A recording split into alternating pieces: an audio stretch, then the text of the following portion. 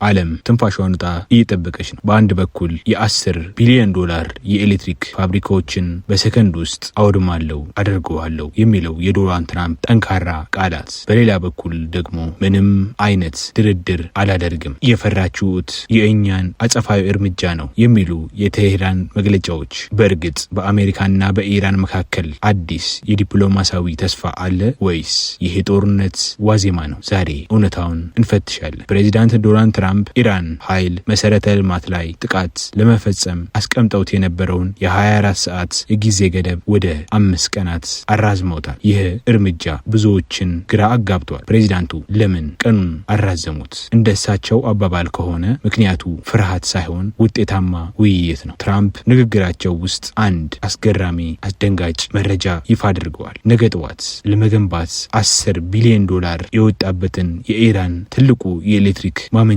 ፋብሪካ ለማፈንዳት ተዘጋጅተን ነበር ብለዋል ፕሬዚዳንቱ። አክለውም በአንድ ተኩስ ይወድማል፣ ይፈራርሳል። በምን ይህንን አንድ ይፈልጋሉ ሲሉ ኢራንን ጠይቀዋል። ይህ ንግግራቸው ትራምፕ በኢራን ላይ ምን ያህል የጦር ዝግጅት እንዳደረጉ የሚያሳይ ነው። ትራምፕ እንደሚሉት ከሆነ ድርድሩን የጀመሩት ኢራኖች ናቸው፣ እነርሱ ናቸው የደወሉልኝ፣ እኔ አልደወልኩም ይላሉ ትራምፕ። ስምምነት ላይ መድረስ ይፈልጋሉ ሲሉ አክለውም ተናግረዋል። ትራምፕ እንደሚሉት ከሆነ ኢራን የኢኮኖሚ ጫናው እና የጥቃት ዛቻው ስለበረታበት ወደ ውይይት ጠረጴዛ መታለች ብለዋል። በዚህ ድርድር ማጠንጠኛ የኢራን የኒውክሌር ፕሮግራም ነው። ትራምፕ ግልጽ ቅድመ ሁኔታ አስቀምጠዋል። ከእንግዲህ በኋላ የኒውክሌር ጦር መሳሪያ አይኖራቸውም፣ በዚያ ይስማማሉ፣ ያለዚህ ግን ስምምነቱ አይኖርም ብለዋል። አሜሪካ የምትፈልገው ኢራን የኒውክሌር ህልሟን ሙሉ በሙሉ እንድታቆም ነው። በዚህ ምትክ ሰላምና ኢኮኖሚ እፎይታን ቃል ገብተዋል። ነገር ግን የቴሄራን በኩል